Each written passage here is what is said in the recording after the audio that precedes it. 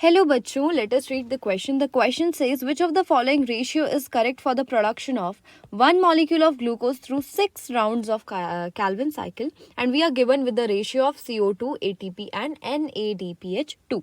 So the key concept involved in this question is a knowledge of C3 cycle और Calvin cycle. नाम पड़ा था kelvin scientist की discovery के बाद, इसीलिए नाम पड़ा कैल्विन साइकिल. ठीक है. C3 साइकिल क्यों कहते हैं? क्योंकि पहला जो फिक्स्ड प्रोडक्ट होता है, स्टेबल प्रोडक्ट होता है, दैट इज 3 कार्बन. देखो होता क्या है कैल्विन साइकिल में, बेसिकली हमारे 3 स्टेप्स होते हैं. पहला होता है carboxylation, then we have reduction which is a series of steps, and then we have the regeneration. देखो कार्बोक्सिलेशन में क्या होता है, हमारा प्राइमरी कार्बन डाइऑक्साइड एक्सेप्टर जो कि 5 कार्बन कंपाउंड होता है, ये एटमॉस्फेयर से कार्बन डाइऑक्साइड लेके कार्बोक्सिलेशन करवा के पहला स्टेबल फिक्स्ड प्रोडक्ट बनाता है, दैट इज 3 फॉस्फोग्लिसरेट. ठीक है. ये जो हमारा 3 फॉस्फोग्लिसरेट है, it is a 3 carbon compound. तो मैं क्या कहूँगी कि 5 और 1 6 कार्बन हुए, तो यहाँ पे 2 फॉस्फोग्लिसरेट के मॉलिक्यूल बनेंगे. यहाँ पे जो एंजाइम वर्क करता है, it is Rubisco राइबोलोज bisphosphate carboxylase oxygenase, जिसकी एफिनिटी ऑक्सीजन के लिए ज़्यादा होती है, और अगर इसने ऑक्सीजन ले लिया एटमॉस्फेयर से तो ये एक वेस्टफुल प्रोसेस करवा देगा जिसका नाम है फोटो रेस्पिरेशन.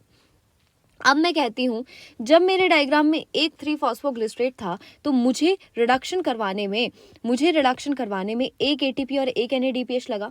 तो क्या जब मेरे पास 2 मॉलिक्यूल बन गए हैं फॉस्फोग्लिसरेट के, तो क्या मुझे एक कार्बन डाइऑक्साइड को फिक्स करवाने के लिए रिडक्शन स्टेप में 2 ATP और 2 NADPH का यूज होगा?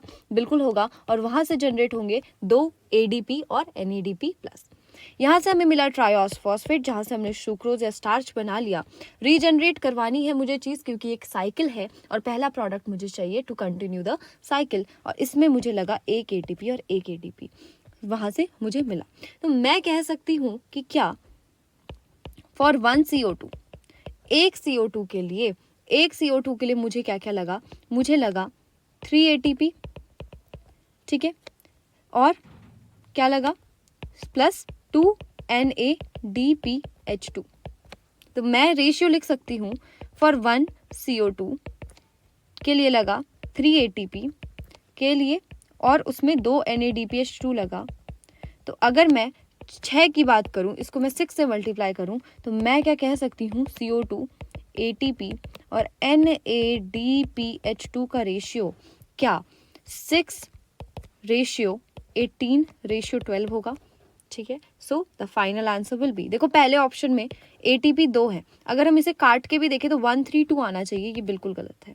तो 6:18:12 हमारा बिल्कुल सही आंसर है. So the final answer will be option B. I hope you understood it well. All the best. Thank you.